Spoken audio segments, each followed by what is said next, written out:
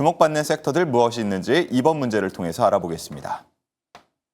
네, 이번 문제에서는 오후장 갑작스럽게 또 수급이 쏠렸던 여러 가지 섹터들 체크해 보도록 할게요. 시험지 함께 만나보시죠.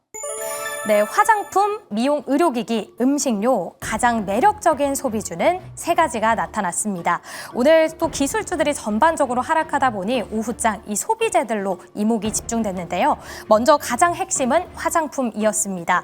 한한령 해제에 대한 기대감 다시 올라오면서 화장품 관련주들도 수혜가 기대되고 있는데 가장 크게 오름세를 보였던 종목은 에이블 CNC입니다. 자사 브랜드 미사가 이 미국 블랙 프라이데이 기간 아마존과 틱톡에서 역대급의 매출을 기록했다라는 소식으로 15% 급등세를 보인 바가 있었고요. 그 외의 화장품 종목들도 견조한 흐름이 나타났던 모습입니다. 이어서 미용 의료기기 1번 종목에서 잠깐 언급이 됐었는데 11월 의료관광 소비액 역대 최대치를 기록했다고 합니다. 한국을 방문한 외국인 중 4명 중 1명은 피부과나 이 성형외과를 찾는다고 하는데요. 오늘 APR, 휴젤 등 모두 5%대 강세 유지가 됐던 모습입니다.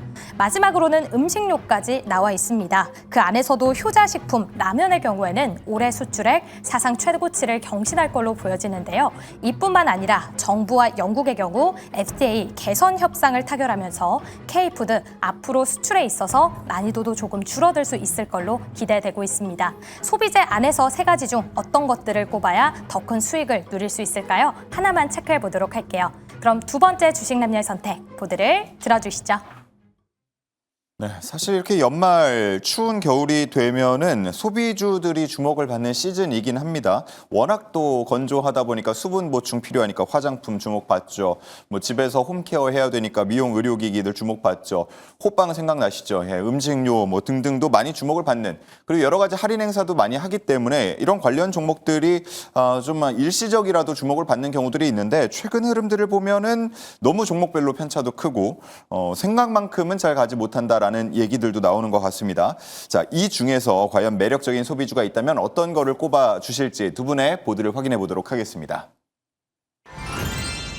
충격적이군요. 자, 없음이라는 답이 나왔고요. 자, 그리고 화장품을 꼽아 주셨습니다.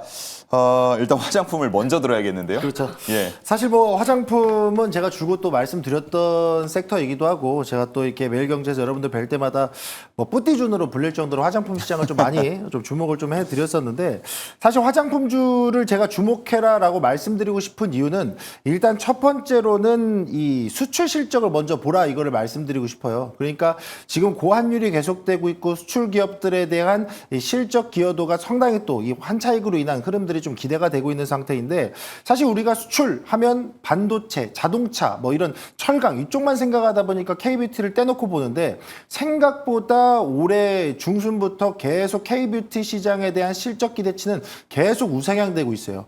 그리고 K뷰티 종목들을 일부 보게 되면 분기 실적이 나왔을 때 예상치 못 미쳤어 하고 밀리는 경우 나오죠. 그 또한 뭡니까? 시장에 대한 기대치가 그만큼 높다라는 거예요. 그렇기 때문에 화장품 시장에 대한 이 매출에 대한 데이터들을 기반으로 본다라 그러면 저는 최근에 눌림이 좀 나왔던 화장품주들은 충분히 다시 반등 기조가 나올 수 있다라는 점에서 한번 보시면 좋을 것 같고요.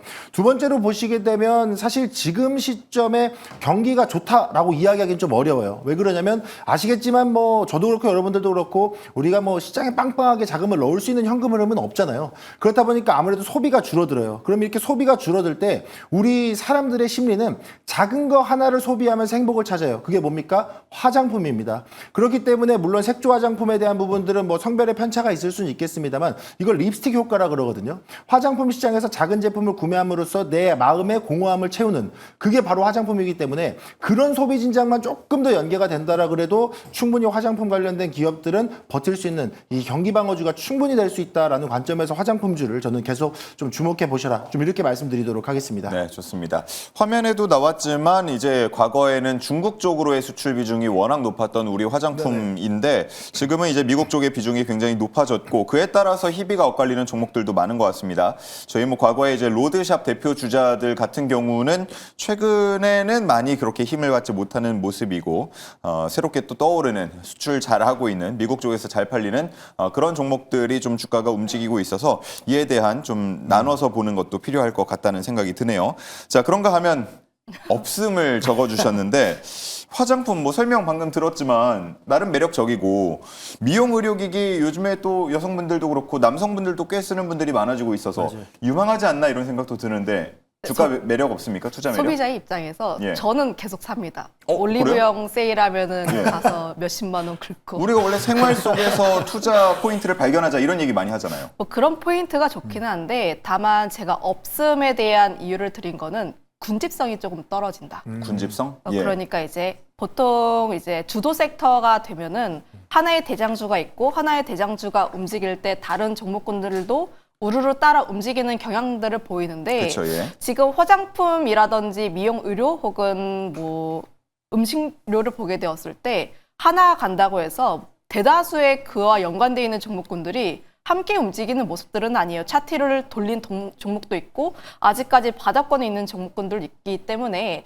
지금 자리에서 접근을 하시기에는 종목군들마다의 편차가 있다라는 생각을 가지고 있고 저 역시도 지금 당장 접근을 하시려면은 화장품이 조금은 더 낫다라는 생각을 갖고 있습니다. 다만 없음에 대한 이유를 드린 이유가 지금 이런 종목군들이 움직인 이유가 주도 섹터가 좀 쉬어가면서 그 수급들을 어느 정도 받아갔고 그리고 그동안 수급들이 모아갔던 종목들이 슈팅이 나오면서 올라왔던 상황들. 그런데 이번 주 같은 경우가 이번 이벤트가 너무 많아요. 마이크론도 있고 이제 미국 증시 같은 경우 선물 옵션 동기 만기 이후에 방향성이 어느 정도 정해질 것으로 보여지고 있어서 지금 우리가 며칠 동안 이제 진행을 하기 위해서 지금 좀 높이가 올라온 종목군들에 대해서 접근을 하시기보다는 저는 차라리 현금이 더 매력적이다.